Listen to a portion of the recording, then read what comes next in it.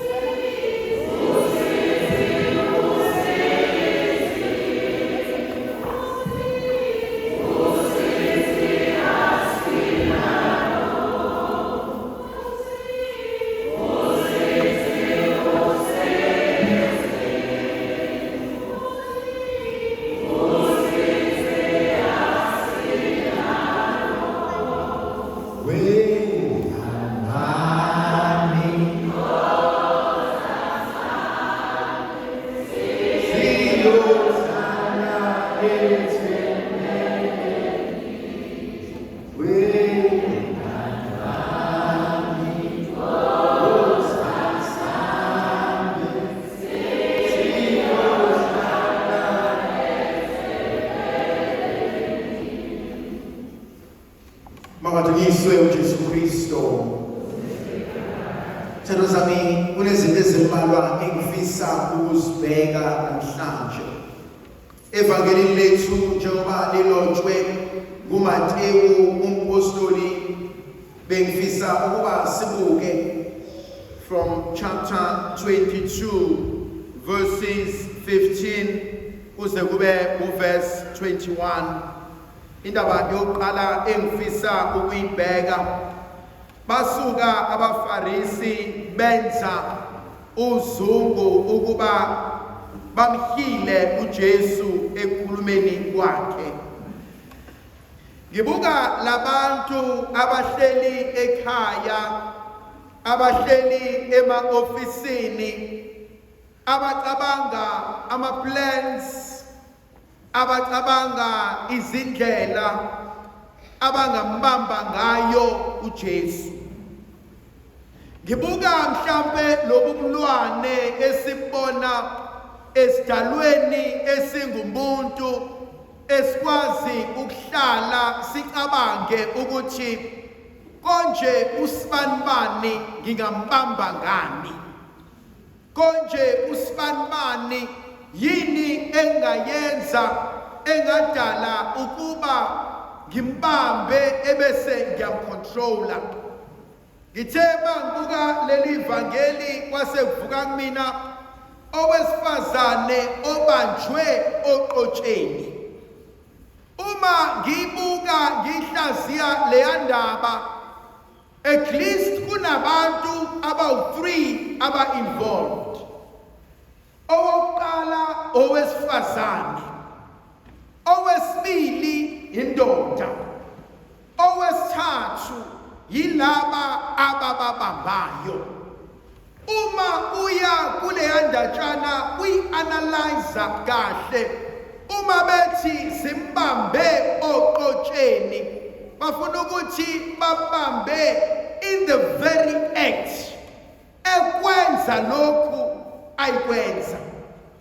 Okungithusayo uma sebebuyele emumva sebeyomnakaza phambi kwabantu bahamba lo wesifazane, owesilisa ushonephi. Nifuna ukungitshela ukuthi indoda yabaleka yahlula owesimame, abaze bayijaha indoda bahlala nowesimame kwakwenze njani. Nansi-ke itheory yami ithi kungenzeka yini ukuba lona wesifazane wadonselwa ophathe, wayengwa yile ndoda, wakhohliswa yilona wesilisa, kodwa lona wesilisa wayihlangene nalaba abebekade bembambile.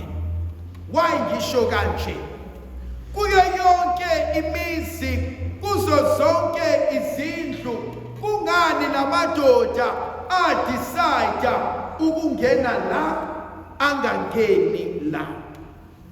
Ithini lento kumina? Ukumuntu osempilweni yakho ebese ubuza ukuthi ulethe ukuphila noma ulethe ukufa?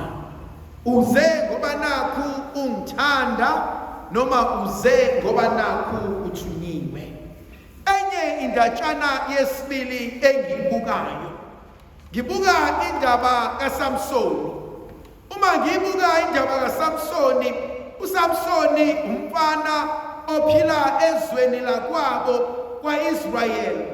Kodwa uSamsoni njengomNazaretha wabona intombi yamaFiliste wayishela yamqoma. Ekuthandaneni kwabo yonke into yaqala iperfect, yonke into yaqala ihamba kahle, yonke into yayihamba ngoba lo uthanda lo nalo ethanda lo. Isihlava sangena ngokufika komuntu wesithathu othandweni lwabo. Bathe abakwaFiliste sebefika, amaFiliste ebona uSamsoni ebabulala, ebona uSamsoni ebaqeda, ebona uSamsoni enamandla, ebese beyibuza ukuthi amandla kalona singawanqinda kanjani, imangaliso zikalona singayintshontsha kanjani, ukusabeka nokubabazeka kukalona singakuthola kanjani. Uma umuntu efuna ukushaya ngekaye kude nawe, uzosebenzisa oseduze kwakho.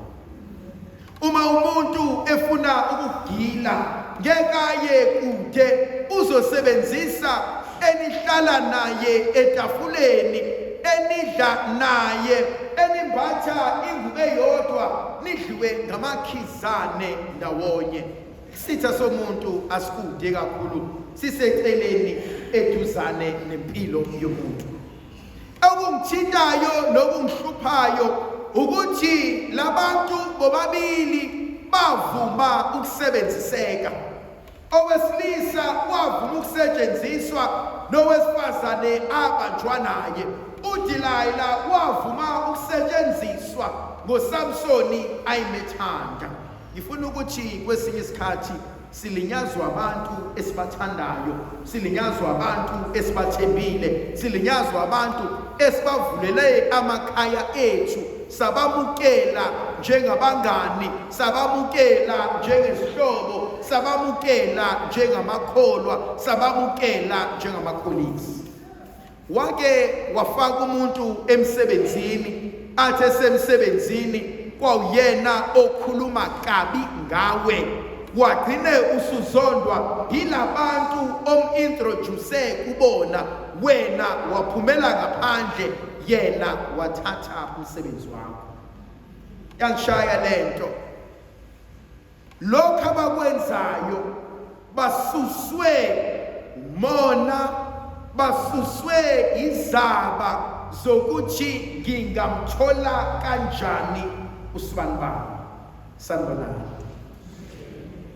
Ngiyamsaba umuntu wesifazane ongaxolile.